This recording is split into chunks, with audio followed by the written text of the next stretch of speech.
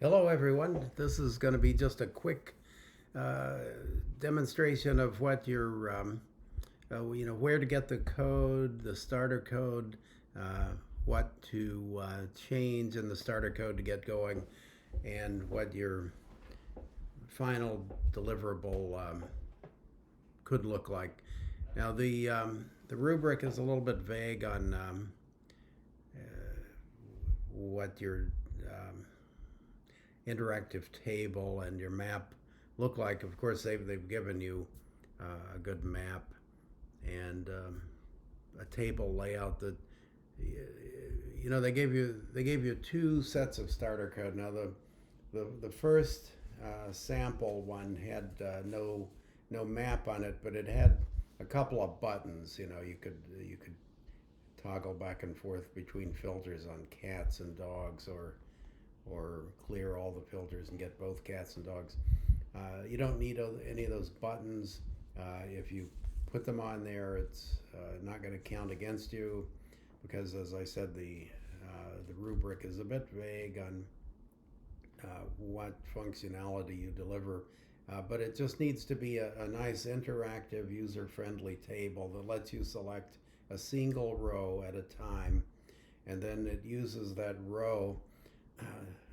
It gets the latitude and longitude out of the row for that animal you've selected, and it's going to put a pin on the map below. So you should be able to scroll down and see that pin on the map at that location. So that's basically it. Just want to give you a very quick look at what I did.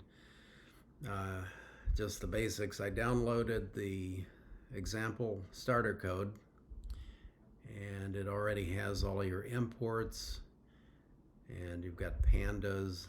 Now what we're going to do is get the data out of your database into a pandas data frame, and by using your read method from last time. So you're definitely going to be using your CRUD class from project one, and but we're only going to be using the read this week.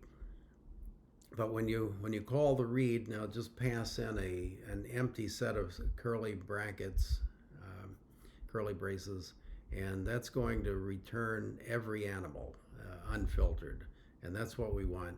And then you'll be able to filter in your interactive dash table.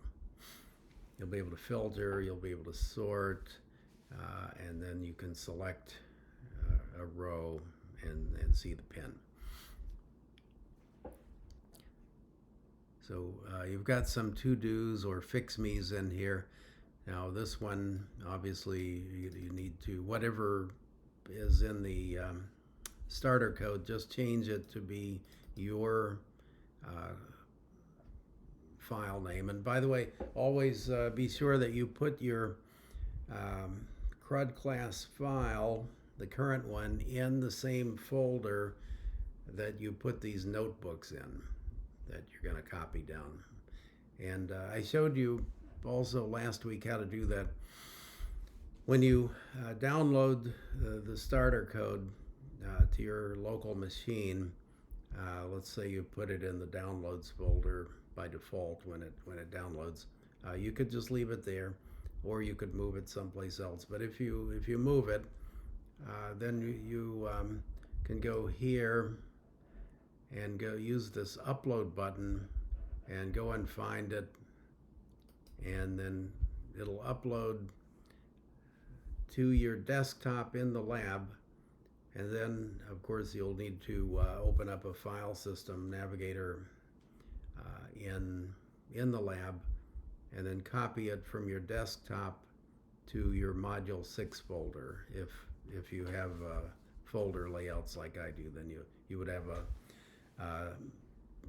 overall project folder, and then a folder for each module that we're working in.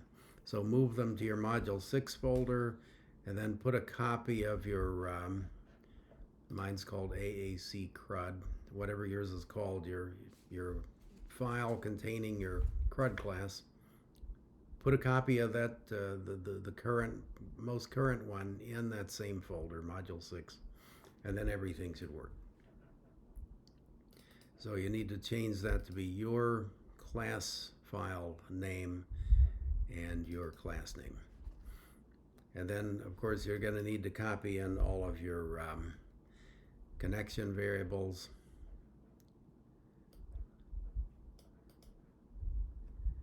From last time. And remember, your port is, you've probably already worked that out now, hopefully, but your port is going to be different for each of you. And then, so shelter equals animal shelter CRUD, which is my class name. And so whatever yours is, put it here, and then you're going to pipe in all of your connection variables. And of course, your CRUD class is already set up to make the connection. And then once you do that, then you're going to use your read method to put records into a pandas data frame. And by the way, be sure and do all the readings. I believe there's a reading in your resources for this week about pandas. There's several good reads there. So be sure and read all of that. And hopefully before you're watching this and doing this work, you've done all of that reading so that this all makes sense to you. So after we import into the pandas data frame, and this is getting every row and every column unfiltered, so we're going to drop the ID column from the data frame, not from the database, from the data frame. And we're going to drop the ID column because we don't need to see that. Nobody needs to see that. And then here is our table. And notice I've made the row selectable equals single, column selectable single. I don't know if you really need to select columns, but you could. But definitely before you can put the pin on the map, you're going to have to select a row. And so we start out with selected columns and selected rows empty, so nothing's going to be pre-selected. And we're going to show 10 animals per page, and then there will be navigation arrows down on the bottom and something in the middle to show you how many pages total and which of those pages you're on. And that's all built in. You don't have to implement that. Now, here's our callback for the map. So you might have a little work to do here, so let me linger here a bit so you can see this. But when you click on the pen, it's going to pop up and give you the animal's name. And I'll notice the latitude and longitude apparently are in columns 13 and 14.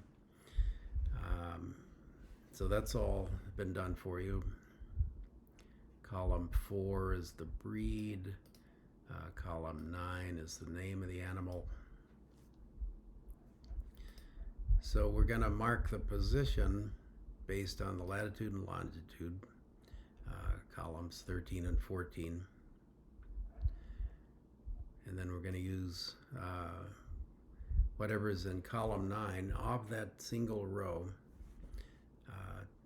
to display the animal's name. So that's basically it for the code. Now let's just take a quick look at, now I have it over here. this is what it looks like. These are those navigation and arrows I was telling you about. And so I'm going to select this Dachshund dog. And now it should have put a pin on the map.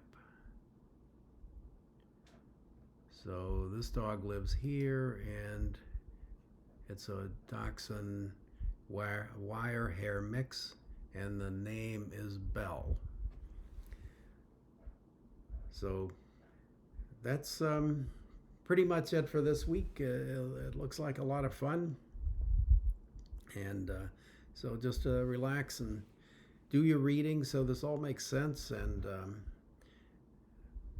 do the to-dos within the sample code, starter code, and you should be good. And if you have any problems, get in touch with me, schedule some time if you need to, and we'll get this done. Thank you.